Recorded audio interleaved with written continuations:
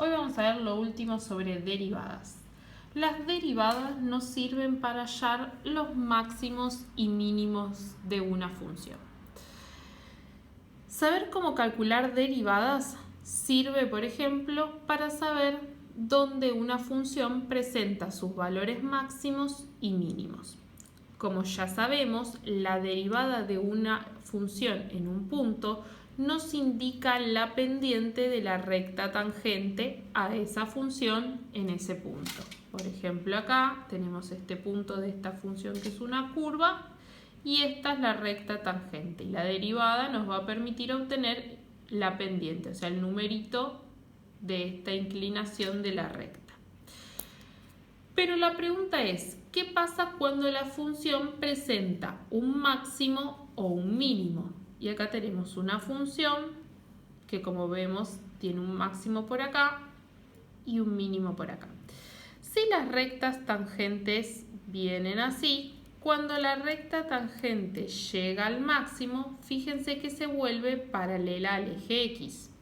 Luego las rectas tangentes se empiezan a inclinar para venir por acá y cuando llegan al mínimo nuevamente se ponen paralelas al eje X.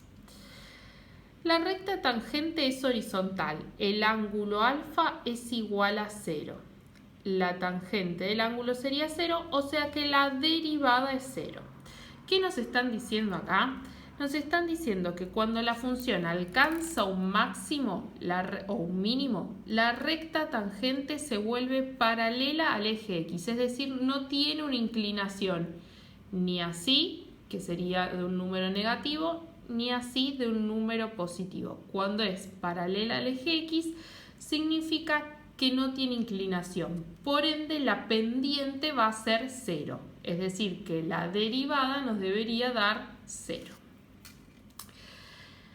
La respuesta es, en los puntos en que la función presenta máximos o mínimos, la derivada de la función es 0.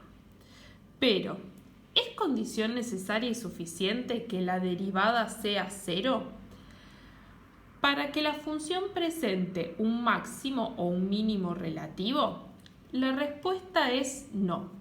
Esta es una condición necesaria.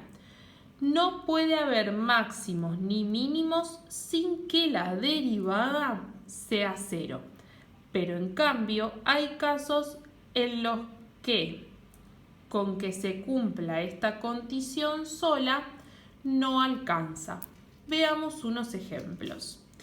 Acá tenemos el primer ejemplo. Tenemos acá una función cuadrática que, como verán, tiene en este punto un mínimo. Las rectas tangentes a esta función vendrían así y cuando llegan al mínimo se pone tangente y luego para este lado comienzan a crecer. Bien, acá tenemos a la función. La función es x al cuadrado menos 4x más 3. Vamos a hacer la derivada. La derivada de x al cuadrado es 2x, la derivada de menos 4x es menos 4 y la derivada de 3 es 0. Así que esta es la derivada de la función. ¿Qué vamos a hacer? La vamos a igualar a 0, o sea, le vamos a preguntar a la derivada cuándo da 0, cuándo es 0. Así que el 4 pasa sumando, el 2 pasa dividiendo y me queda que x es igual a 2, o sea, en x igual a 2 hay un máximo o un mínimo. Y como bien vimos en el gráfico, en 2 teníamos el mínimo de la función. Así que vamos a repasar lo que hicimos. Agarramos a la función, la derivamos. Una vez que la derivamos, la igualamos a 0 y despejamos la x. De esta forma obtenemos máximo o mínimo. En este caso, la derivada en x igual 2 vale 0 y en este punto efectivamente hay un mínimo. Vamos a ver otro ejemplo. Acá tenemos otra función. En este caso, la derivada en x igual menos 1 vale 0 y en ese punto no hay ni mínimo ni máximo relativo. Fíjense, acá tenemos a la función. Las rectas tangentes vendrían desde acá abajo, vendrían así, irían subiendo y se irían curvando. Cuando llegan acá, se ponen derechitas, se ponen paralelas al eje X y después seguirían creciendo para acá arriba. Así que encontramos un punto en que la recta tangente vale 0, pero sin embargo este punto no es ni un máximo ni un mínimo. Vamos a verlo analíticamente. Esta función tiene esta ecuación, x al cubo más 3x al cuadrado más 3x menos 1. Lo primero que hacemos es derivarla. La derivamos. La derivada de x al cubo es 3x al cuadrado. La derivada de 3x al cuadrado es 6x. La derivada de 3x es 3.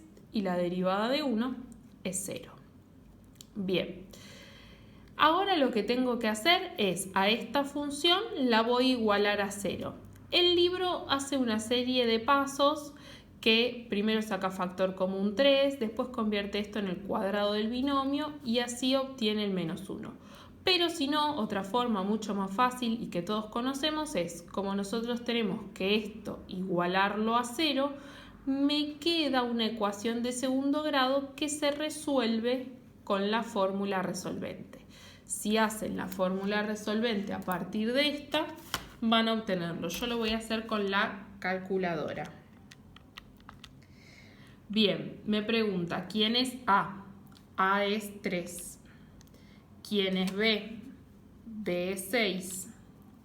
¿Y quién es C? C es 3. Y ahí me da la respuesta que es menos 1. Fíjense que esta no tiene otra respuesta, me vuelve a tirar el valor de A. Su única respuesta es menos 1. El libro acá aplica otros procedimientos, pero llega a la misma respuesta, que es menos 1. Bien, así que acá nuevamente obtuvimos este valor, pero en este valor ya lo vimos gráficamente que no hay ni un máximo ni un mínimo. Pero entonces, ¿cómo me aseguro si en un punto donde la derivada vale 0 hay o no hay un máximo o un mínimo? Hay 3 criterios básicos para responder a esta pregunta, cualquiera de los 3 es válido. El criterio de la derivada segunda, el estudio de la concavidad o el estudio de los valores de la función en un entorno al punto crítico. Nosotros nos vamos a quedar con el primero, con el criterio de la derivada segunda. ¿Cuál es este criterio? Este criterio dice que si la derivada segunda es menor a 0, en ese punto, entonces va a haber un máximo relativo. Si la derivada segunda en ese punto es mayor a 0, la función va a presentar un mínimo. Y si en cambio la derivada segunda da igual a 0, significa que en ese punto hay un punto de inflexión. El punto de inflexión es este, ¿sí? En el que cambia la concavidad. Acá la función viene siendo cóncava hacia abajo y pasa a ser cóncava hacia arriba. Nos dio que la derivada va a 0, pero esto no es ni un máximo ni un mínimo. Así que vamos a ver un ejemplo. Acá tenemos esta función que es 1/3 x al cubo menos 4x. El libro ya la graficó, nosotros vemos que acá hay un máximo y acá hay un mínimo. Pero si nosotros no tenemos este gráfico, tenemos que obtener a partir de esta función los máximos y los mínimos. Entonces, ¿qué vamos a hacer? Primero la vamos a derivar. Acá tengo la función, la derivo. 1/3 x al cubo, la derivada me queda x al cuadrado, porque el 3 cuando baja para acá adelante, 1/3 por 3 me queda 1 y a este se le reduce un grado. La derivada de 4x es menos 4, así que me queda que la derivada primera es x al cuadrado menos 4. Vamos a hacer igual que en los ejercicios anteriores, vamos a igualar a 0 la derivada. Si lo igualo a 0, este 4 pasa sumando, el cuadrado pasa como raíz, recuerden que a la x le quedarían barras de módulo y la raíz de 4 me da 2. Así que las barras de módulo hacen que tenga dos resultados, 2 y menos 2. ¿Qué voy a hacer ahora? Voy a hacer la derivada segunda, ¿sí? Es decir, la derivada de x al cuadrado menos 4. Si hago la derivada de x al cuadrado menos 4, la derivada de x al cuadrado es 2x y la derivada de menos 4 es 0. Así que esta es la derivada segunda. ¿Qué voy a hacer con la derivada segunda? Voy a reemplazar estos dos valores, el 2 y el menos 2. Si en la derivada segunda reemplazo por menos 2, me queda 2 por menos 2, me da menos 4. Y si en la derivada segunda reemplazo por 2, me queda 2 por 2, 4. ¿Qué nos había dicho la teoría? Que cuando la derivada segunda da un número negativo es porque ahí hay un máximo.